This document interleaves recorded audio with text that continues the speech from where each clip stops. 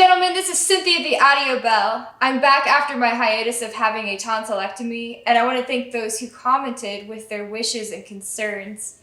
It was really painful for the first week and a half after the surgery. I've heard that it's more painful for adults than children.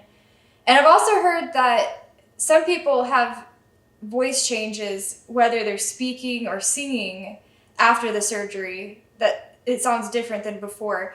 But I haven't experienced any of that. My voice sounds the same, and my singing voice sounds the same. I would say the only difference in that would be it feels a lot more open. When I was singing, there's a lot more room back in my throat for me to belt out notes. It has also helped with my breathing. Since there's a lot more room in my throat, I can breathe a lot easier, and I'm able to swallow food a lot better. So I'm all healed up. I'm fine now.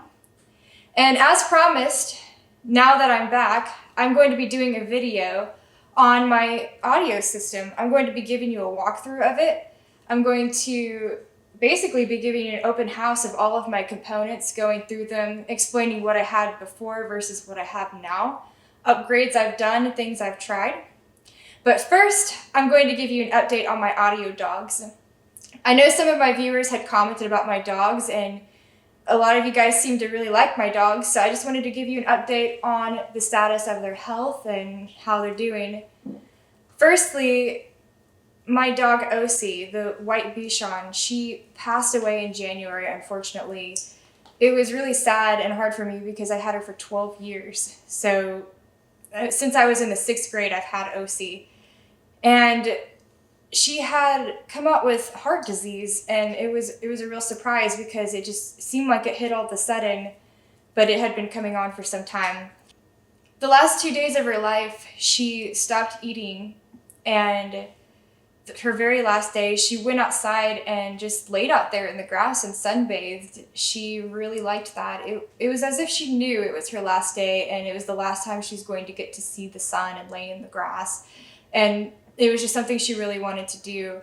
And I had left the house to go get some nutrition pills and some things in hopes that it would help her extend her life and maybe get back on track to living and not dying.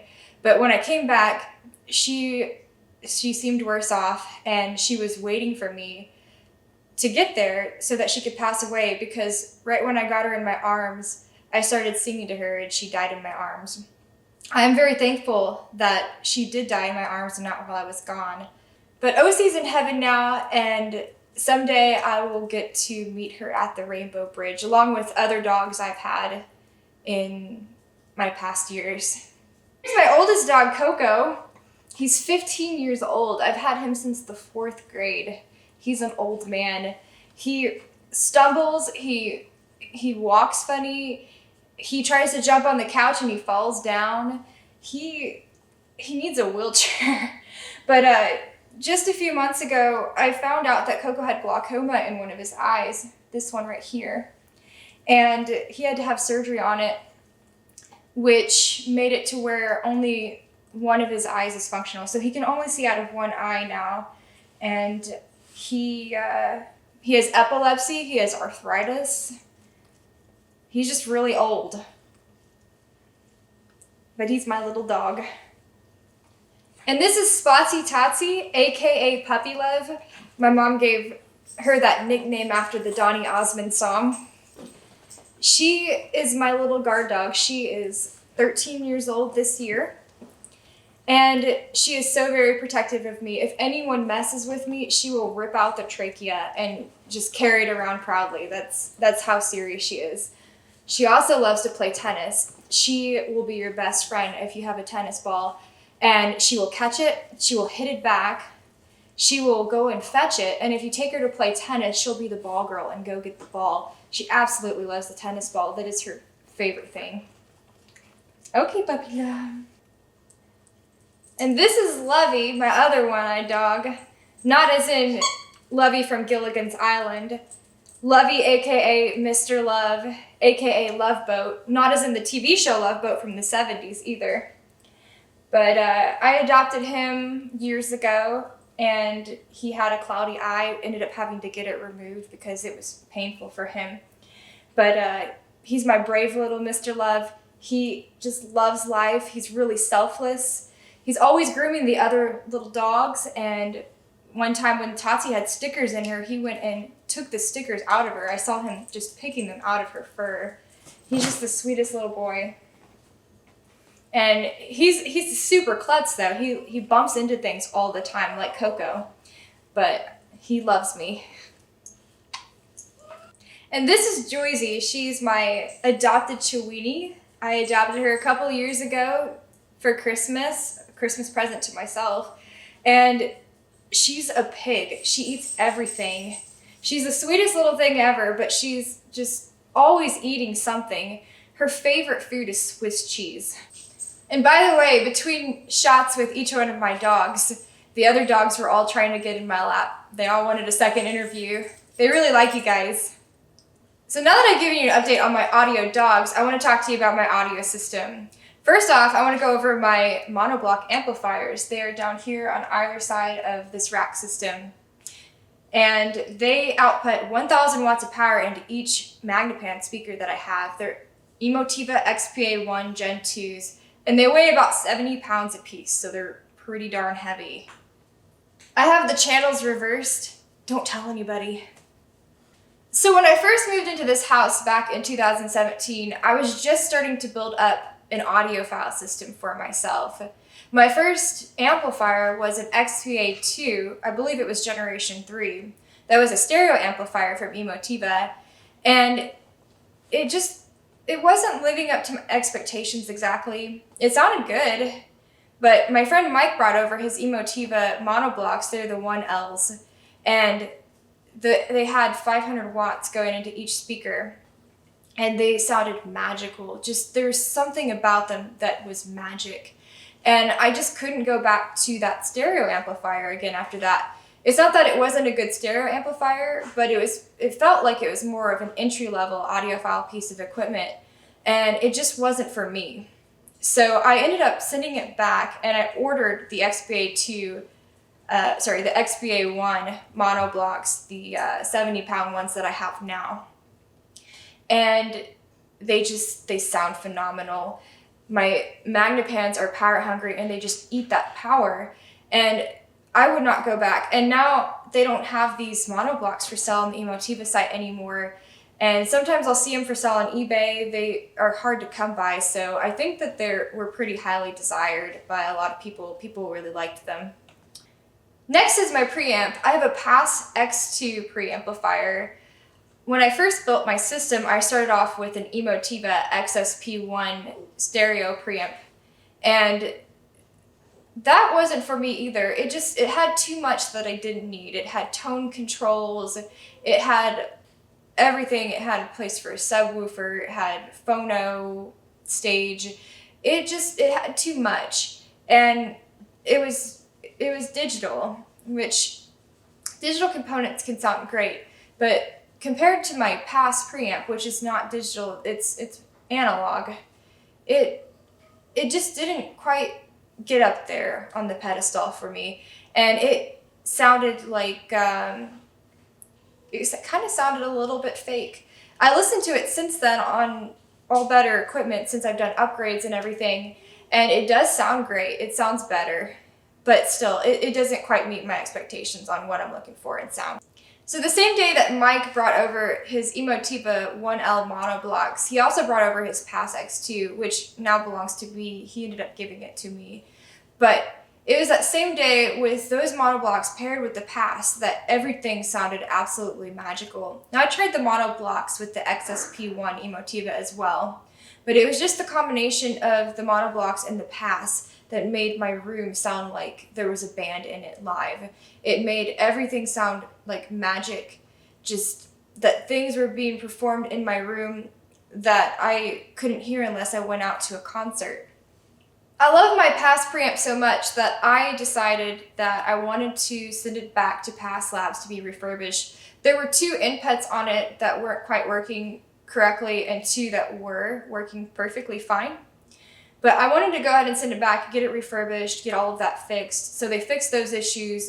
They replaced the capacitors in the preamp, And I got an email back from Kent English from Past Labs telling me that when they were finished with it, everybody that worked on it was so proud because it was a 20-year-old piece of equipment, 20 plus years old, and it sounded like brand new.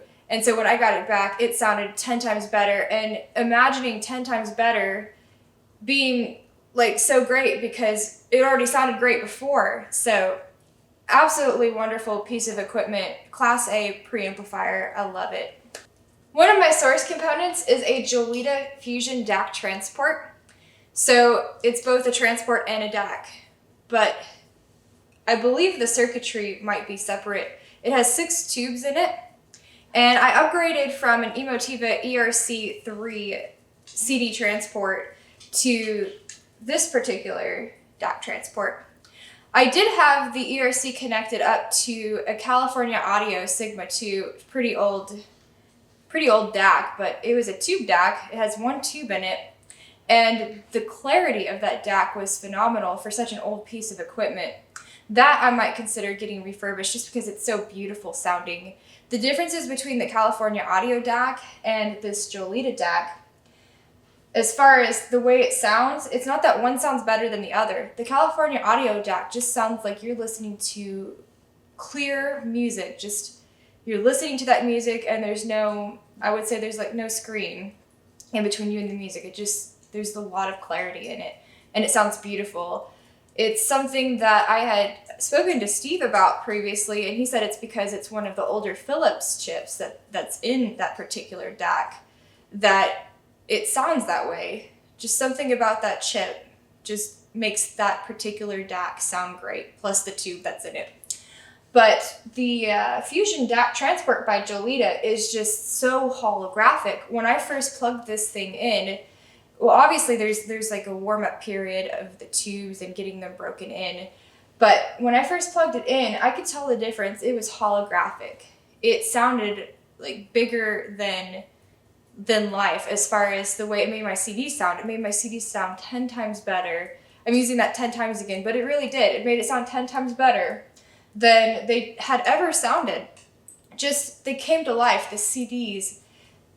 The code in it was all 3-dimensional, the way it was coming out. It was just beautiful. Everything sounded 3-dimensional in my room, and I really, really love this. I love that it has 6 tubes in it. Just, it's a beautiful piece of equipment. Something else about this particular DAC transport that's really cool that is a little bit hard to find with a transport is that it has balanced connections. I see transports with balanced connections, but there's not a lot of them, and I believe they err more on the expensive side. So this has balanced outputs. It also has unbalanced outputs. It has coax and optical. Right now I'm using balanced outputs for this particular device, and it's beautiful. Another thing I've been using this for more lately is I ended up getting a Tidal subscription. Not because I'm into the streaming scene or anything, because when I listen to stuff over streaming versus vinyl or CD, I still believe the physical media is superior sounding. Maybe it's biased, maybe it's actually just, it sounds better, but I like it better. But the thing about it is that Tidal actually sounds really good for a streaming platform. Things sound high end. It sounds lifelike. It's not going to sound as realistic as vinyl, but it still sounds great, and I can listen to artists that either don't have physical media out that are just getting started, or I can find new music on there and then buy the music if I really like it. So there's a USB option on this transport that I can change it to in order to, for the DAC portion of it, to listen to from my computer. So that's pretty cool. Okay, so Kogo kept bugging me. He wanted to talk about the Phono Preamp. He kept trying to get up here. He wants to talk about how great it is. So my Phono Preamp is a Jolita JD9 tube. That's JD numeral 9 and then 2 Roman numerals for 2. And it has 2 tubes in it. And I've had that for a few years now. I started out plugging in my Rega turntable. I had a Rega Planar 6 and I ended up selling that. But I Had that plugged into my Emotiva XSP1 phono stage. It was the preamp with the phono stage included. So I had it plugged into that until I got a separate phono stage. Isn't that right, Coco? You like it, don't you? Okay. So I had it plugged into the Emotiva for a while, then upgraded to the Jolita. And again, it was just a marvelous change having the tubes, especially mixed with vinyl. I always say that tubes and vinyl are a perfect match. No, little dog, you already talked about the phono preamp. See, he just keeps wanting to talk about this phono preamp because he loves it so much. But anyway, so it has 2 tubes. And again, because it has the tubes, it gives a really holographic sound when I'm listening to records. I had it paired with my Rega until I sold that for the VPI, which I'll go into later. And just gives everything a lifelike sound to it. It brings a soundstage and an image out into my room. So great soundstage, great imagery, 3-dimensional sound. I really, really like this phono stage. Okay, so now I'll talk about my turntable, which I talked about in previous videos with Jeff Harris from Reference Analog, who installed it for me and came and actually did the setup in another video. If you haven't seen it, check it out. He completely sets up the turntable, and there's a couple more videos where he talks turntable lingo, giving you technical information and answering questions technically as well as just general questions you might have about turntables and vinyl. So this VPI Prime, this is not the Prime Scout, this is the Prime, so it's one up from the Prime Scout. Has a unipivot tone arm with anti-skate features, which are all there to help produce less noise for the cartridge to pick up. The cartridge I have is an airtight PC7. It is a low output moving coil. So as far as low output versus high output moving coil, low output means, on a general sense, that the coil inside of the cartridge is going to be lighter than a high output. The high output, the mass of the cartridge is heavier. So if you're trying to choose between a moving magnet and a moving coil cartridge, the difference between a moving magnet and a moving coil that is low output would be a lot larger of a difference than if you were to pick a high output moving coil. You may not get much of a difference just because the reason you want to go for a moving coil in the first place is because you want something lighter. The magnet's going to be heavier typically than a moving coil. But if you get a high output moving coil, it may not be lighter. It may be the same as a moving magnet that's light, or it may be just not much of a difference. It may be that the difference is very minuscule compared to if you were to actually invest in a low output moving coil. And typically those are going to be a little bit more expensive. So I upgraded from the Rega Planar 6, that also had a low output moving coil cartridge, by the way. I was using the Ania cartridge with that, and it sounded great. But when Jeff plugged in my VPI with the airtight cartridge, it was a whole nother world. It was as if I were in outer space. It was otherworldly to listen to this. The difference in listening to this versus the Rega was just, I can't even describe it in words, the way it sounded.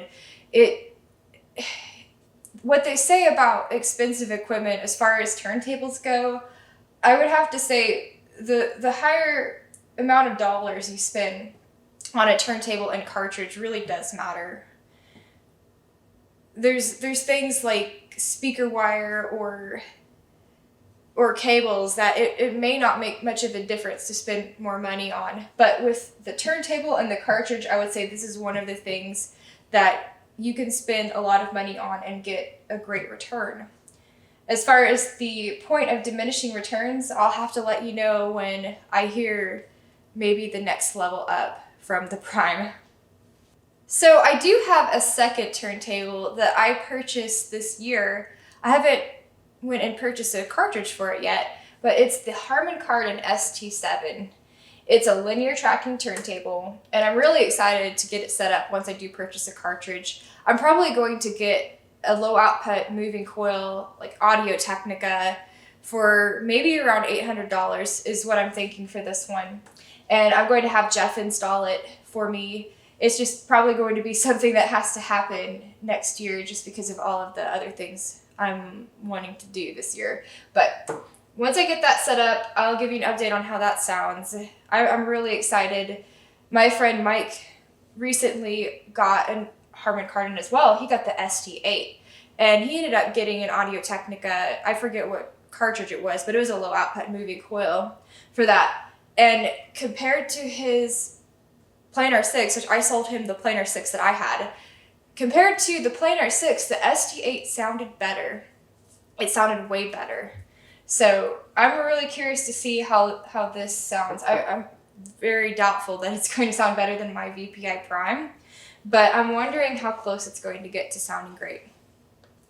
So the racks that I'm using for my audio equipment, they're Pangea racks from Amazon, so they're not super expensive. I think they cost somewhere between $100 and $200. I've got 2 full racks for each side here, and then I have just 1 level amp stands for the Monoblocks themselves because the Monoblocks were just too large and they were getting too hot to put at the bottom here of these other 2 racks. So I decided just to get separate amp stands for those, but they're also by Pangea. And at the bottom, each of these racks have spikes for isolation. And instead of getting isolation pods to put the spikes in, I bought hockey pucks. They're a cheap solution and they're great. They're thick and they provide a lot of isolation from the rack to the floor. So they've been working out great for me. So I know some of you have been curious per your comments on my upgrade from my 1.7i's to my 3.7i Magnapan speakers. I upgraded those, I want to say maybe a year and a half ago. I don't remember, but it wasn't like super long ago. I started off with the 1.7i's and they sounded super great in my opinion. And then I decided, because I kept blowing fuses, that I needed something that could handle more power because I've got 1,000 watt monoblocks. I want to turn up my volume louder, and I keep blowing fuses when I do. I think it was the last straw when I blew a fuse on Space Oddity by David Bowie. So I ended up buying 3.7i's, and I've had some interesting experience with them so far.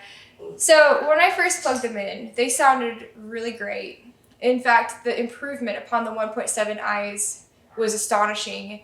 There was a lot more bass response. There was a lot more response on the high end. And the way that it sounded was just super big in my room. It made my room sound like a concert hall. It sounded great. Since then, I've moved them around.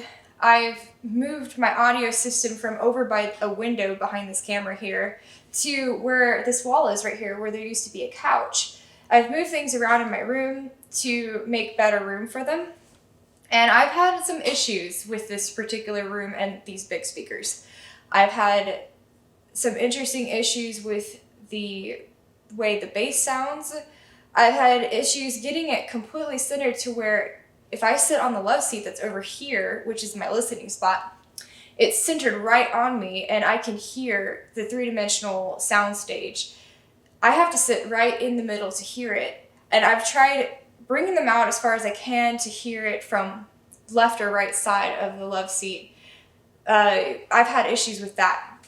So I ended up turning the speakers around. I have a couch on this side of the room over behind the camera that I moved over here where my window is. And I've tried turning them around and listening to them over here, but I had a really similar issue where it sounded like more sound was coming out of one side than the other. And I played with them a lot, and then finally I decided, they sounded better when I was sitting in the love seat, so I turned things around again. And I turned things around again, I was happy for a while. It's kind of like I'm happy for a while, and then all of a sudden I start to hear flaws. And so after that, I decided, well, okay, maybe because this room is weird because I have a fireplace right here that's diagonal, but this side doesn't have a diagonal fireplace. And Maggies are really picky on what's in front of them and what's behind them. So I thought, well, okay, I could either get some kind of room correction as far as panels, but that's kind of expensive, or I could try equalization. So I ended up getting a Behringer Feedback Destroyer Pro equalizer, and I got that set up. I used an equalization software, REW, in order to get everything equalized and input it into the feedback destroyer. And basically it was just hours of sitting on my left seat with a microphone, listening and deciding whether the sound sounded even, whether it was too high pitched in some areas, or whether the bass was making noises. There was one point when I was doing this that I was trying to equalize the bass, and my speaker started making these farting noises that I just didn't understand why, because these speakers are supposed to be able to handle pretty, low frequencies. I'm not going subwoofer low, below 30 hertz, but it was at 50 hertz that I saw in the graph that it took a dip, and then it went back to 30. So it was fine at 30, but then at 50 was where it was making that sound. And so I talked to Wendell from Magnapan, and we went over things. I told him, for each speaker, because I put the microphone directly in front of each speaker to look at the graph, it's dipping at 50 hertz, and it's not giving me that bass at 50 hertz. It's giving it at 30, stops at 50, and then it goes back up. So we talked about a few things, and it came to the conclusion that, again, it had to do with my room. So I don't know, maybe my next house, I will find out whether it changes or not. We'll see. But for now, I'm happy with it. It's not a huge deal. I don't feel like I'm losing a whole lot. I'm just not going to equalize that low end. But I can equalize the high end and take away some of the high-pitched harshness that this room kind of produces with, it's kind of an echoey room because I don't have any acoustic panels. So I was able to equalize the high end, but not the low end, and that was okay, because really what I was trying to bring down was those high-pitched tones that my room seemed to bring out really harshly. And that sounded great. The equalization was really cool. It was cool how that played out and how the software worked with the device, and how I was able to bring down the highs and the harshness of the room and make it sound better. And I would listen to it equalize, and then I turn the equalization off because I can just do that with a button and compare the differences. And when I would listen to it with it off, it would sound horrible. And it's because of this room and how harsh it is. But it ended up just, with the speakers and the equalization, it ended up not sounding still how I really wanted it to sound. So I ended up turning the equalization off and not using it anymore. And then I kind of put the speakers aside for a while. I just kind of left them there and decided not to mess with them. So there was a point where I ended up bringing my 1.7Is back out and listening to them in my living room. And they sounded great. I didn't have any issues with the soundstage or the imaging. So when I brought back the 3.7Is and plugged them back in, again, it was a big improvement upon the 1.7Is. It sounded amazing. The bass sounded snappy. It sounded tight. I listened to my Malia Convergence CD, which has a lot of bass in it, just to test that part out. Sounded absolutely wonderful. And again, it was time. It was over time that I was listening to it. And after a while of listening to my audio system again, I wasn't happy with it. It was just, there was something wrong. And I couldn't get that sweet spot across my left seat. And even in the sweet spot itself, I couldn't get the sweet spot. I couldn't get the soundstage and the imaging. It sounded flat. And so at this point, I was just really frustrated with it. I was at the point to where I hated my speakers, and I moved them all around the room. I moved them forward towards the left seat. I moved them out, towed out. I moved them towed in. Towed out was interesting. That sounded pretty good, actually. I've got Japanese screens, like 3-panel screens that I'll use behind them to make the sound even, since I have space here and space over there where my kitchen is. And finally, I ended up moving them almost back to where I started with them, but somehow I got everything exactly right as far as how they're towed in. They're barely towed in. They're very far apart. And if I sit right in the middle of my love seat, it sounds the best I've ever heard it. And that's when I told my speakers I was sorry for telling them that I hated them and that I absolutely loved them, because these speakers are amazing. It's just this room. And I think Steve just did a video recently I heard about where he's talking about how the room is part of your audiophile system. And that is something that I really learned that day, because if you don't have everything just right in your room, then it's not going to sound proper. And if your room is just funky as far as the shape and where things might be going, as far as the sound waves might be escaping here and there, then you're going to lose sound, and it can sound completely different than it would if everything is either treated properly or configured properly. So I think it's just the Maggies are really finicky, but I wouldn't have any other speaker because they sound so amazing, so airy, so beautiful, so dynamic. Just the notes it can hit on the high end and the notes it can hit on the low end. I don't need a subwoofer with these 3.7i's because the bass in the music I listen to sounds great. And as far as the speaker wire that I use, originally when I first set up my system, I was using Monster 14 gauge speaker wire, and I ended up upgrading to Blue Jeans Cable 10 gauge speaker wire. And again, that just sounded like it opened up the pathway of sound so much more. I don't know how you would say it, but it's like it gave it a lot more bandwidth to come through, is how I'll describe it, for that sound to come through. And it sounded a lot better having the 10 gauge over the 14 gauge wire. So that's basically my audiophile system in a nutshell. If any of you has a question specifically about any of these components, or just has more questions about anything I covered, or any of the components in my system, the racks, the cables, the speakers, or source components, whatever you have a question about, leave a comment for me, and I'll either answer your question over a comment or I'll make another video on it, depending on what all it takes to cover the answer to your particular question. This is Cynthia the Audio Belle signing out.